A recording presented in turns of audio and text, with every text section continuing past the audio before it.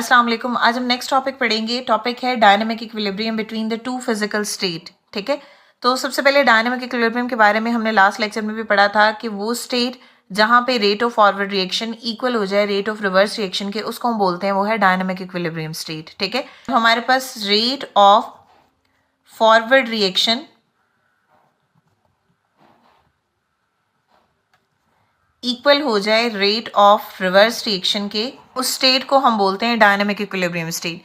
Dynamic equilibrium is a state in which the reversible process, अब एक चीज obvious है, रिवर्सिबल रिएक्शन होगा, यानी फॉरवर्ड रिएक्शन होगा और रिवर्स रिएक्शन होगा। रिएक्टेंट जो है वो कन्वर्ट होकर क्या बनाएंगे, प्रोडक्ट, और प्रोडक्ट दोबारा से ब्रेक डाउन होकर रिएक्टेंट बना देंगे। तो जो ऊपर वाला रिएक्शन है उसको हम बोलते हैं रेट ऑफ फॉरवर्ड रिएक्शन, और जो नीचे वाला रेट होगा वो होगा रेट ऑफ रिवर्स रिएक्शन। इसी के अकॉर्डिंग इनके कॉन्स्टेंट भी होंगे। ठीक है, रेट ऑफ फॉरवर्ड रिएक्शन है तो इसके लिए कांस्टेंट हम पढ़ेंगे KF, और रेट ऑफ रिवर्स रिएक्शन के लिए जो कांस्टेंट होगा वो KR होगा। इसको डिटेल में हम पढ़ेंगे नेक्स्ट लेक्चर में, लॉ ऑफ मास सेक्शन में। तो डायनामिक इक्विलिब्रियम क्या है, वो स्टेट है रिवर्सिबल प्रोसेस में with the rate of change in a one direction. ठीक है, तो फॉरवर्ड रिएक्शन को ही उसने क्या बोल दिया, वन डायरेक्शन। तो एक डायरेक्शन में जो रेट चेंज होगा that is equal to the rate of change in the opposite direction. ठीक है, यानी फॉरवर्ड रिएक्शन का जो चेंज होगा that is exactly equal to the reverse direction. Clear हो गया? तो यहाँ पे देखो जैसे लिखा हुआ rate of forward reaction is equal to rate of reverse reaction. यहाँ पे हमारे पास बच्चों आइस है। ठीक है, आइस कन्वर्ट हो रही है वाटर में। क्लियर? तो एक स्टेप तो ये है कि जब आइस जो है वो कन्वर्ट होगी वाटर में तो एक डायरेक्शन ये हो जाएगी, अब जो वाटर है वो भी आइस में कन्वर्ट हो जाएगा। ठीक है, तो इनके दरमियान में एक स्टेट आएगी जिसमें दोनों को एग्जिस्ट करती हैं, और वो स्टेट क्या होती है, इक्विलिब्रियम स्टेट। और ऐसा होता कब है, 0 डिग्री सेल्सियस पर वाटर एंड आइस जो है वो एग्जिस्ट करते हैं एट इक्विलिब्रियम स्टेट पे। तो ये क्या है, ये फिजिकल चेंज है। फिजिकल चेंज हो रहा है, किन फेज में हो रहा है, 2 फेजेस हैं। अब वो फेज कौन कौन से हैं, हमारे पास एक सॉलिड फेज है और दूसरा कौन सा है, हमारे पास लिक्विड फेज। ठीक है, तो सॉलिड कन्वर्ट हो रहा है लिक्विड में, लिक्विड कन्वर्ट हो रहा है सॉलिड में। तो 0 डिग्री सेंटीग्रेड पे आइस एंड वाटर जो है वो एग्जिस्ट करते हैं इन इक्विलिब्रियम स्टेट में। अब इसी तरह बच्चों नेक्स्ट हम पढ़ेंगे relationship between the dynamic equilibrium and vapour pressure. इससे पहले हमने जो है वो वेपर प्रेशर का टॉपिक पढ़ा हुआ है। वेपर प्रेशर क्या होता है, the pressure exerted by the vapours of the liquid. चीज ऑब्वियस है कि ये हमारे पास जो कंटेनर है ये क्लोज सिस्टम है। ठीक है, क्लोज सिस्टम होगा, रिएक्शन क्या होगा, रिवर्सिबल होगा, और अगर रिएक्शन रिवर्सिबल होगा उसमें डायनामिक इक्विलिब्रियम होगा। क्यों? क्योंकि जो रिएक्टेंट है वो रिएक्ट होकर प्रोडक्ट बना रहे हैं और प्रोडक्ट वापस से डिकम्पोज होकर क्या बनाएंगे, रिएक्टेंट बना देंगे। क्लियर? तो अब हमने देखना है कि इन दोनों के दरमियान में रिलेशन क्या होता है। क्लियर? फॉर एग्जाम्पल बच्चों आपको मजीद यहाँ से क्लियर होगा, हमारे पास ना ये एक बीकर है, इसमें हमने कोई भी लिक्विड ले लिया। ठीक है, अब वो आप उस लिक्विड को करो हीट एट गिवन टेम्परेचर, जो भी टेम्परेचर होगा उस टेम्परेचर पे क्या होगा कि जो लिक्विड है वो कन्वर्ट होना शुरू हो जाएंगे वेपर फेज में। तो ये जो मैंने ग्रीन कलर के पार्टिकल्स बनाए हैं इसको हम बोल देते हैं ये है बच्चों वेपर्स। क्लियर? लिक्विड किस में कन्वर्ट हो जाएगा बच्चों, वेपर में। तो ये जो ग्रीन कलर के पार्टिकल्स है इसको हमने वेपर्स कह दिया। ठीक है, तो सबसे पहले हमारे पास क्या होगा, लिक्विड था, हमने उसको हीट किया और वह लिक्विड कन्वर्ट किस में हो गया बच्चों, वेपर में। लिक्विड का वेपर में कन्वर्ट होना, इस प्रोसेस को हम बोलते हैं एवेपोरेशन। क्लियर हो गया? अब क्या होगा कि ये जो लिक्विड के पार्टिकल, ये जो वेपर्स के पार्टिकल्स हैं ये क्या करेंगे, ये सिस्टम से बाहर जाने की कोशिश करेंगे। जब ये बाहर जाने की कोशिश करेंगे तो रास्ते में जो भी लिक्विड के पार्टिकल्स होंगे या जो भी वेपर्स होंगे उनके साथ क्या करेंगे, कोलाइड करेंगे। ठीक है, अब कोलिजन होता है वेपर्स के पार्टिकल्स का मॉलिक्यूल के साथ भी और वॉल्स ऑफ कंटेनर के साथ भी। ठीक है, तो जब ये कंटेनर की वॉल से टकराएंगे तब भी ये नीचे आ जाएंगे। ठीक है, और समटाइम अगर रास्ते में कोई लिक्विड के पार्टिकल्स आएंगे उनसे टकराए हैं तो लिक्विड क्या करेगा कि इनको नीचे ले आएगा, क्योंकि एनर्जी क्या होगी, उसको ट्रांसफर हो जाएगी, वापस इनकी एनर्जी खत्म हो जाएगी तो वापस से किस फॉर्म में आ जाएंगे, लिक्विड फॉर्म में आ जाएंगे। क्लियर है? तो लिक्विड से वेपर बनना एवेपोरेशन होता है। वेपर्स कोलिजन के बाद दोबारा कहाँ आ जाते हैं, लिक्विड में आ जाते हैं। यानी इसका मतलब है हमारे पास जो वेपर होंगे वो दोबारा से किस में कन्वर्ट हो जाएंगे, लिक्विड में कन्वर्ट हो जाएंगे। और वेपर से लिक्विड का बनना, इस प्रोसेस को हम बोलते हैं ये है कंडेंसेशन। तो लिक्विड का वेपर्स में कन्वर्ट होना एवेपोरेशन का प्रोसीजर होता है और वेपर का लिक्विड में कन्वर्ट होना वापस से कंडेंसेशन होता है। और एक चीज और, क्लोज कंटेनर में रिएक्शन हो रहा है और आपने एक ही टेम्परेचर पे ये काम करना है, गिवन कंडीशन बार बार आपने चेंज नहीं करनी। जो टेम्परेचर आपने एक दफा दिया है उसी टेम्परेचर की हम बात कर रहे हैं। क्लियर है? फॉर एग्जाम्पल अगर यहाँ पे हम ऐसे जो है वो एरो बनाएं तो ये एरो शो करता है कि यहाँ पे ये पार्टिकल जो हैं वो लिक्विड से वेपर में कन्वर्ट हुए हैं, ठीक है। और इसी तरह ये जो पार्टिकल्स हैं, ये एरो नीचे डायरेक्शन को शो करे, इसका मतलब है वेपर से लिक्विड में अगेन कन्वर्ट हुए हैं, ठीक है। तो ये जो ग्रीन वाले एरोज हैं, इनका मतलब क्या होता है कि यहाँ से लिक्विड चेंज हो रहा है वेपर्स में। और ये जो रेड वाले एरोज हैं, इसका मतलब क्या है कि जो वेपर्स हैं आफ्टर कोलिजन वो चेंज अगेन किस में हो रहे हैं, लिक्विड में, ठीक है। तो ये हमारे पास हो गया। अब ये वाला प्रोसीजर क्या होता है, इसको हम बोलते हैं, ये है एवेपोरेशन और ये है कंडेंसेशन, ठीक है। अब देखो वो स्टेट जहां पे रेट ऑफ एवेपोरेशन और रेट ऑफ कंडेंसेशन बराबर हो जाए, उस स्टेट को हम बोलते हैं वो है डायनामिक इक्विलिब्रियम स्टेट। क्लियर। तो इनिशियली तो बच्चों ऐसा नहीं ना होता कि सारे के सारे जो लिक्विड हैं वो वेपर्स में कन्वर्ट हो जाएंगे, फौरन से सारे के सारे वापस आ जाएंगे। तो ये 1 बाय 1 करके हो रहा होता है। तो पहले जो है वो फॉर एग्जांपल 2 मॉलिक्यूल जो है वो लिक्विड से वेपर में कन्वर्ट हुए, टाइम गुजर गया, फिर 3 मॉलिक्यूल हुए, फिर 4 मॉलिक्यूल हुए, अकॉर्डिंग जो मॉलिक्यूल वापस वेपर से लिक्विड में आना शुरू हो गए।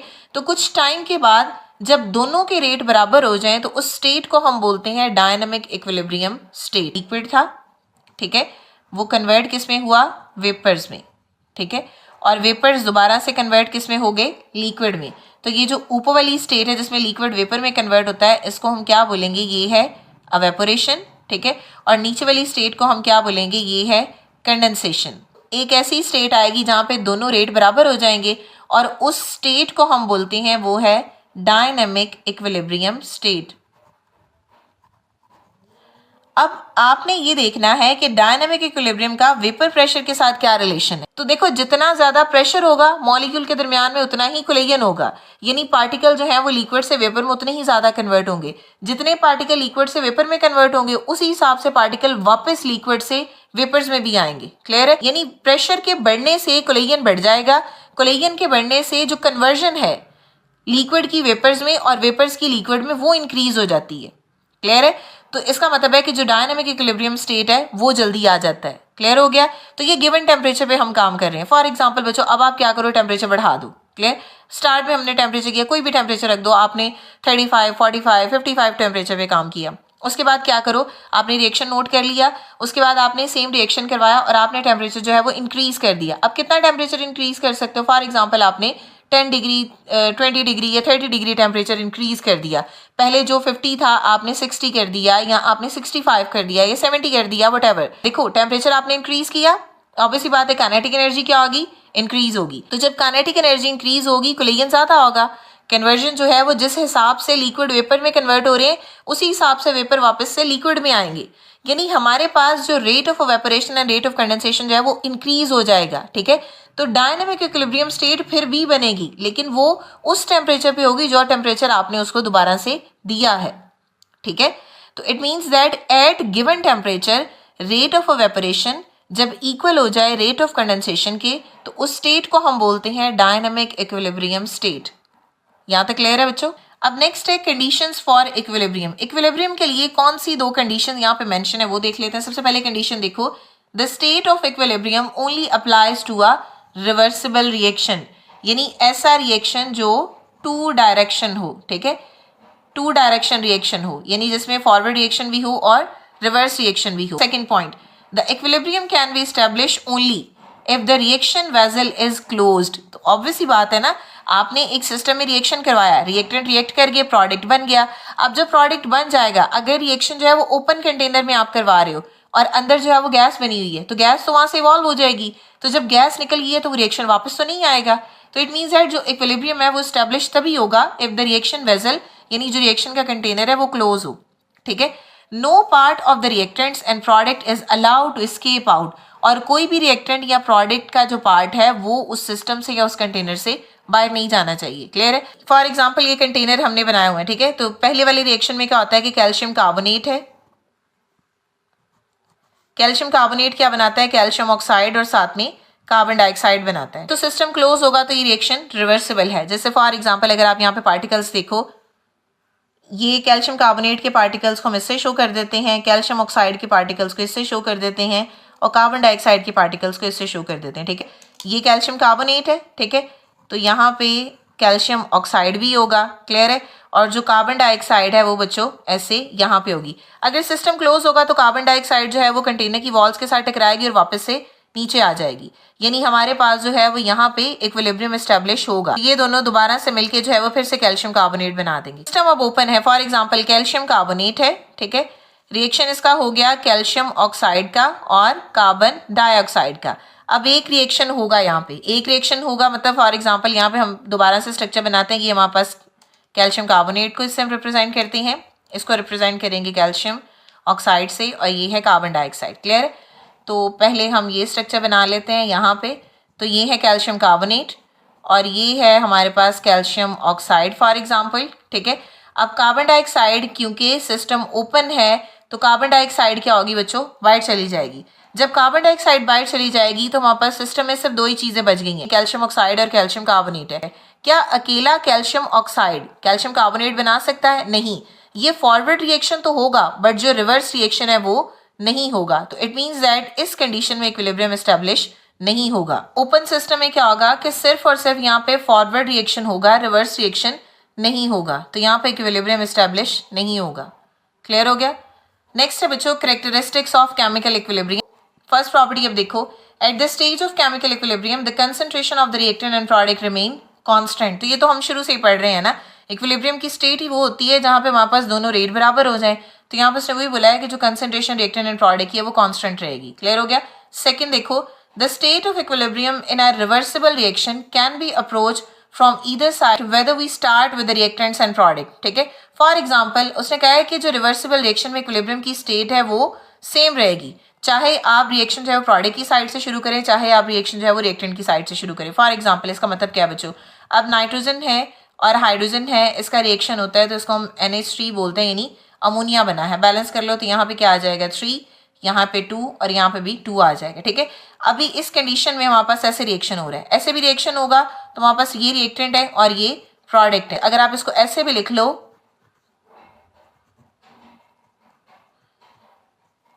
अगर आप इसको ऐसे भी लिख लो तब भी सही है। ठीक है, तो इसने क्या बोला है, जो स्टेट ऑफ इक्विलिब्रियम है रिवर्सिबल रिएक्शन में can be approach from either side whether we start with reactants और अ प्रोडक्ट। तो किसी से भी आप स्टार्ट कर रहे हो इक्विलिब्रियम आ ही जाना है। ठीक है, नेक्स्ट देखो, a catalyst does not change the equilibrium position.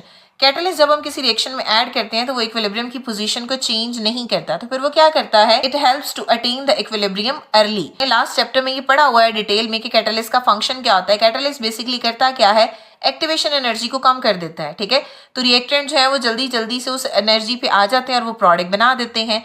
तो इट मीन्स दैट जो कैटलिस्ट है वो ना तो इक्विलिब्रियम पोजीशन को और ना ही इक्विलिब्रियम कांस्टेंट को चेंज करता है। क्या करता है, it helps to attain the equilibrium earlier.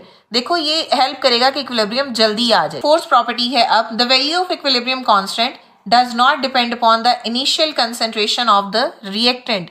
यानी जो K की वैल्यू है वो रिएक्टेंट के इनिशियल कंसंट्रेशन पे डिपेंड नहीं करती, rather it is a constant and it's depend on the temperature only. ठीक है, उसने कहा है कि बेशक ये कांस्टेंट है बट ये टेम्परेचर पे ही सिर्फ डिपेंड करती है। तो इसकी फोर्थ प्रॉपर्टी ये है। क्लियर है?